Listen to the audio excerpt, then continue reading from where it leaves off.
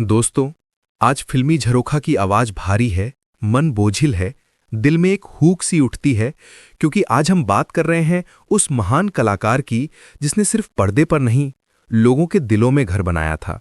जी हां, आज हम श्रद्धांजलि अर्पित कर रहे हैं ही मैन ऑफ बॉलीवुड धर्मेंद्र जी को, जो 89 वर्ष की आयु में दुनिया को अलविदा कहकर चले गए।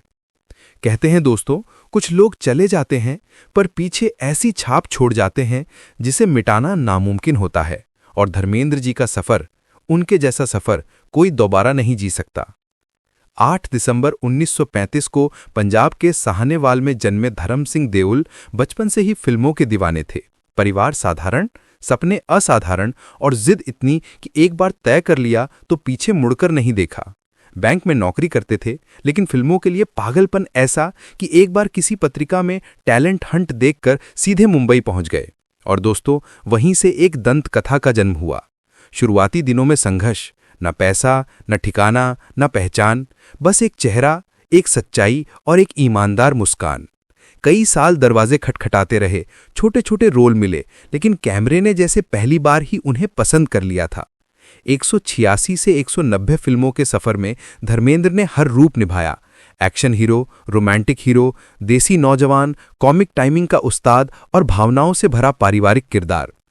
उनकी 60 और 70 के दशक की रोमांटिक इमेज ऐसी थी कि दर्शक उन्हें पर्दे पर देखते ही सीटी बजाने लगते थे। फूल और पत्थर, शोले, अनुपमा, सत्यकाम, चुपके चुपके, कटी पतंग, शोले और धर्मवीर जैसी फिल्में आज भी क्लासिक की श्रेणी में आती हैं। दोस्तों, धर्मेंद्र सिर्फ एक्शन हीरो नहीं थे, वो एक इमोशन थे। उनकी आंखों में एक सच्चाई थी, उनकी मुस्कान में एक अपनापन और उनके संवादों में एक देसी मिट्टी की महक। लेकिन उनके करियर में सबसे बड़ा मोड़ तब आया जब 1975 में शोले आई। जय और वीरू की दोस्ती जब कभी भी कोई याद करता है, धर्मेंद्र का चेहरा खुद ब खुद सामने आ जाता है। बसंती से प्यार करने वाला वो मासूम, खिल्लंदड़ मिजाज वीरू, जिसे निभाना हर किसी के बस की बात नहीं थी। अपनी कॉमिक टाइमिंग से लेकर एक्शन तक वो हर फ्रेम में चमके। और दोस्तों, बहुत कम लोग जानते हैं कि धर्मेंद्र एक बेहतरीन ड्रामेटिक अभिनेता भी थे।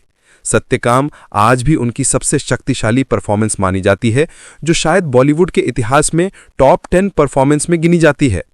लेकिन हर करियर की तरह उतार चढ़ाव यहाँ भी आए। 80 के दशक में कई फिल्में चलीं, कई नहीं चलीं, विवाद भी हुए। उनकी निजी जिंदगी के फैसले, रिश्ते, शादी, राजनीति में कदम, इन सब पर दुनिया ने लाख बातें की। लेकिन इन सब के बीच भी धर्मेंद्र हमेशा वही रहे, जमीन से जुड़े, सरल दिल के और कैमरे के सच्चे दीवाने। पुरस्कारों की बात करें तो दोस्तों, धर्मेंद्र को जितना प्यार जनता ने दिया, उतना शायद ही किसी हीरो को मिला हो। कई बार फिल्मफेयर के लिए नामित हुए, लाइफ टाइम अचीवमेंट अवार्ड मिला और बाद में उन्हें पद्म भूषण से भी सम्मानित किया गया, जो इस बात का प्रमाण है कि सिस्टम चाहे पुरस्कार दे या न दे, जनता का प्यार किसी भी सम्मान से बड़ा होता है। और फिर राजनीति। 1999 में गाजियाबाद से सांसद बने, लेकिन दिल से वो हमेशा कलाकार ही रहे। कैमरा उनके सामने आते ही फिर वही जवान वीरू वापस आ जाता था। बढ़ती उम्र के साथ उन्होंने फिल्मों से दूरी नहीं बनाई। यमला पगला दीवाना जैसे फिल्मों में अपने बेटों सनी और बॉबी के साथ स्क्रीन शेयर करना उनके लिए एक पिता के तौर पर सबसे बड़ी खुशी थी। दोस्तों, धर्मेंद्र सिर्फ एक सुपरस्टार नहीं थे, वो एक युग थे। देओल परिवार की नींव, बॉलीवुड का सबसे गर्म जोशी वाला दिल और लाखों लोगों की प्रेरणा। आज जब खबर आई कि वे हमारे बीच नहीं रहे, तो ऐसा लगा जैसे हिंदी सिनेमा का एक पूरा दौर साथ चला गया।